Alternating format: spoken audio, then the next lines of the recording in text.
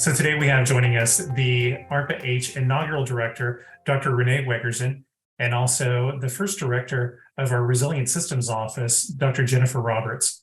A lot of people have asked, what does an ARPA do? Renee, you've had the opportunity to work for two different ARPAs in addition to this one. So what would you say the function of an ARPA is?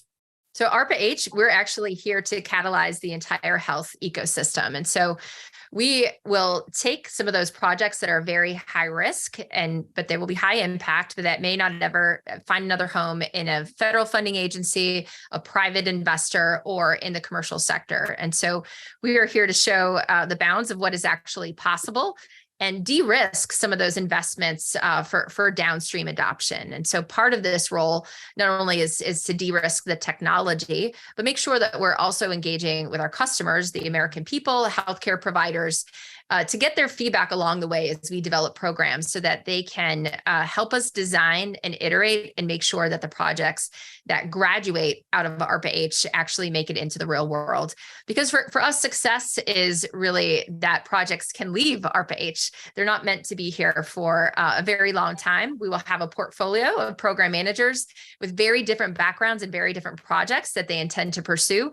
And so when you look at ARPA-H this year and the projects we fund, it will look very different 5 years from now because it'll be a new set of program managers and a new set of programs. What is the ARPA-H business model, Renee?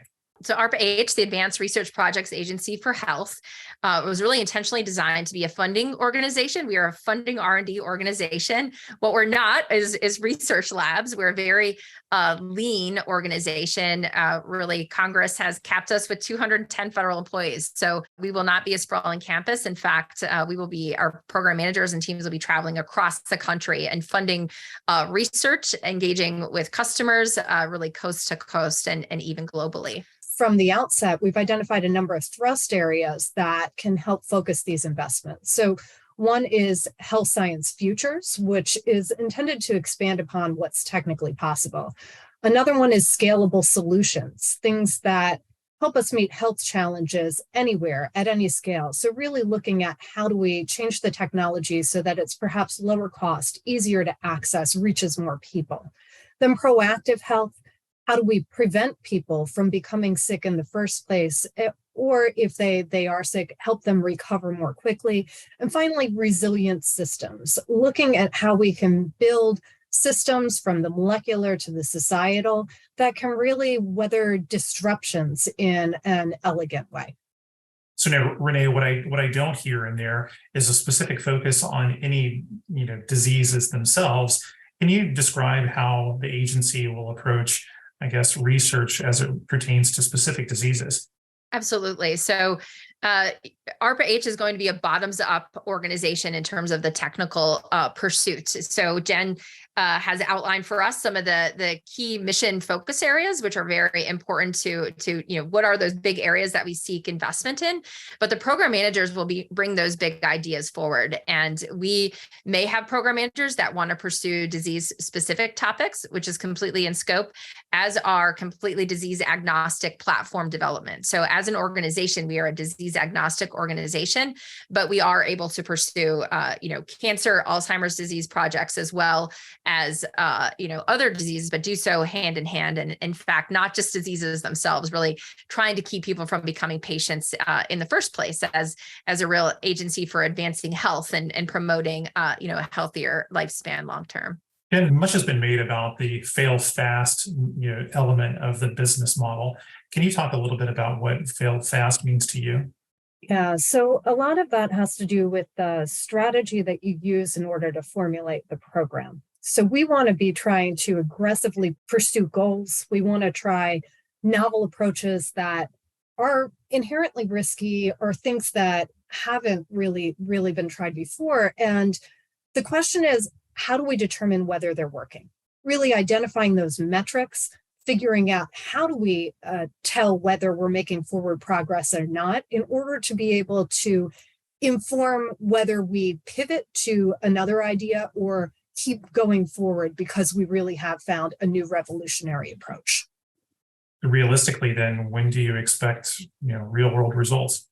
That's a great question. So I think near term, one of the ways that we'll measure success is that we've created a culture that allows for innovation, that allows for program managers to take risks. This may sound funny, but in some ways, some of our first successes might look like failure. And it's because we've been able to really be ambitious enough that sometimes we don't make every goal that we set for ourselves, but that's okay as long as we learn from it. But by design, ARPAs are really here to seed and catalyze what might be a new direction in a field or a new future. And so many of our efforts won't bear fruit until, 5, 10, 15 years from now.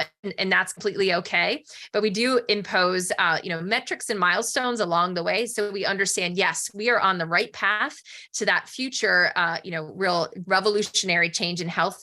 And we're making those investments to show that that's possible. How does ARPA-H work with the health ecosystem to drive better health outcomes?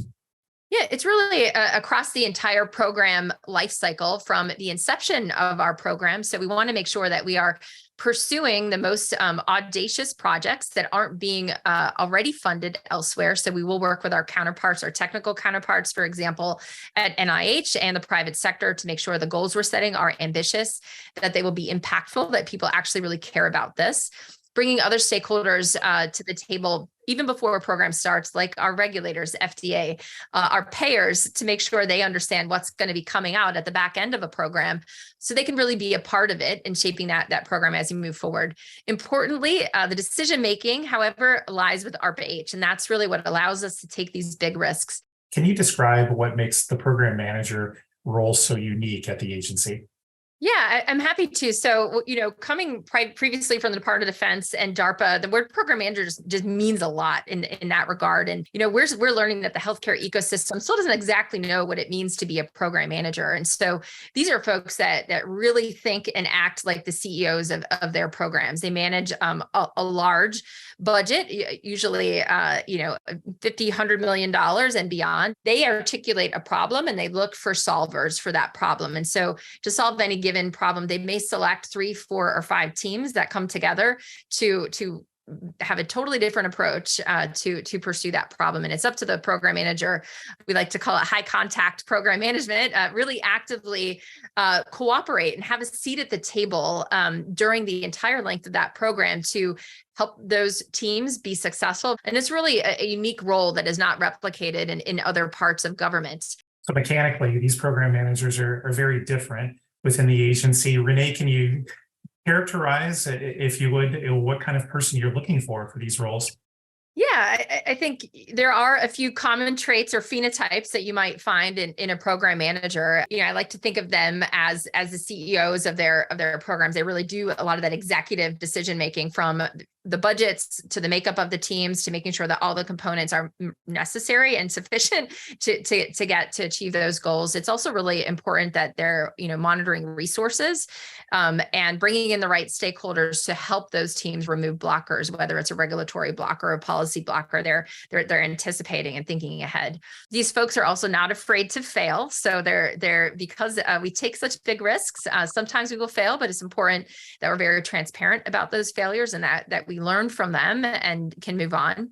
They should also be pretty decisive, and they're also good listeners. So it's not that the program manager assumes they know the best solution in place. It's actually this openness to define a problem and listen to the community of what are the solutions, listen to the patients, listen to the healthy individuals that don't want to become patients, and hear what are the solutions that are actually going to help them in their daily lives.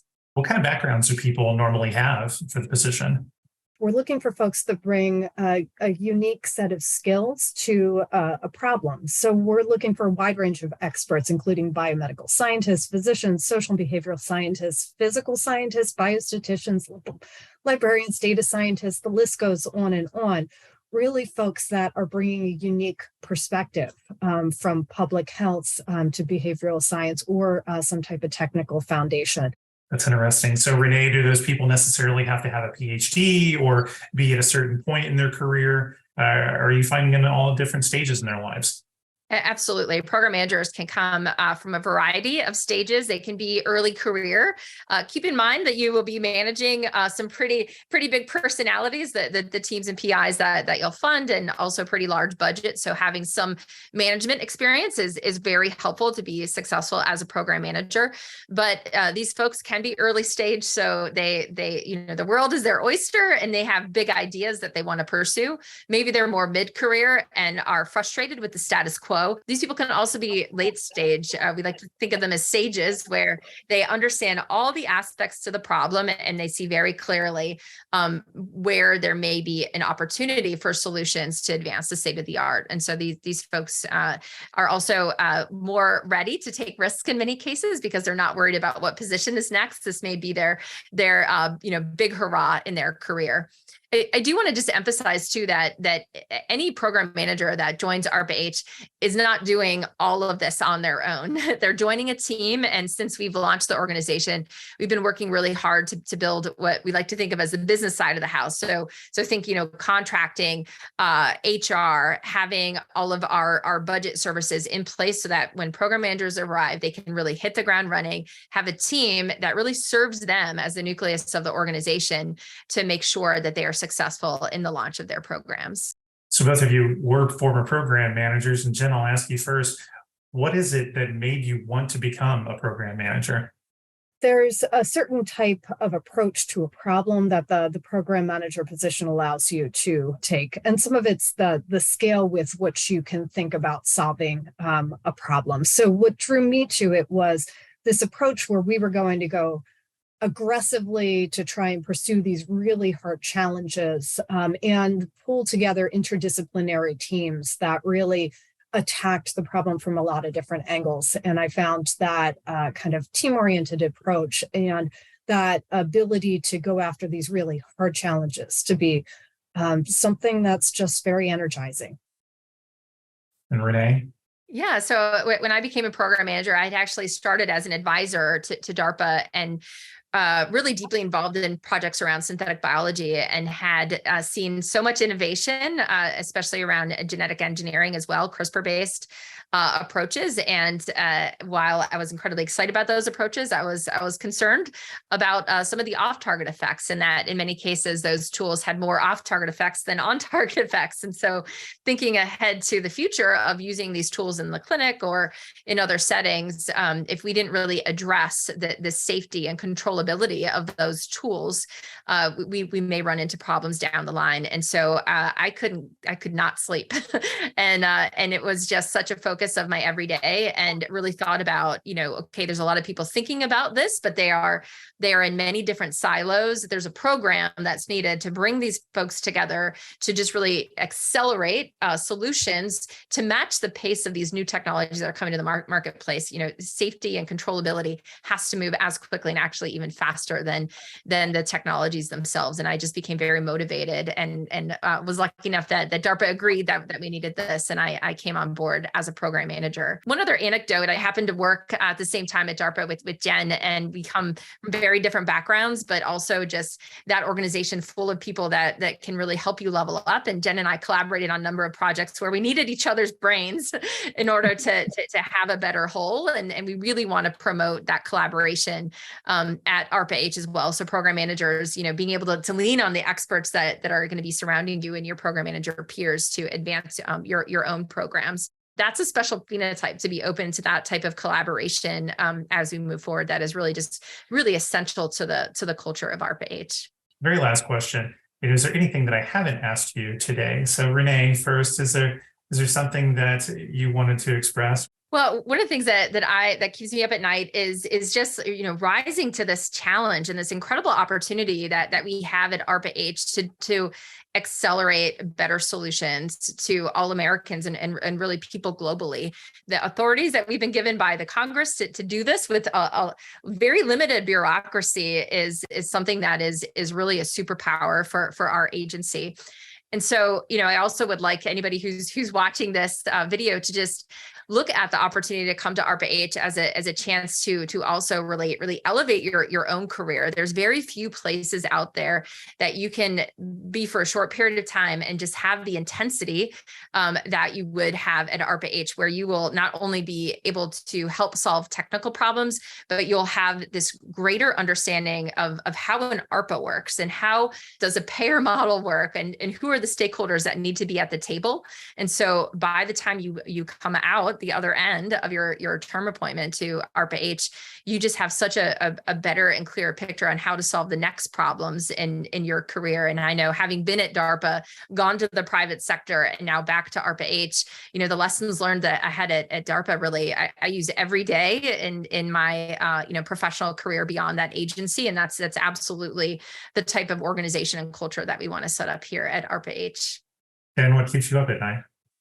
When we look at ARPA-H and just the breadth of the mission space, we want to accelerate health outcomes for everyone. I think there's a core question about how do we find folks that have that unique expertise to be able to identify a really significant problem, as well as a path toward a solution that can fundamentally revolutionize the way that we approach a certain area in health.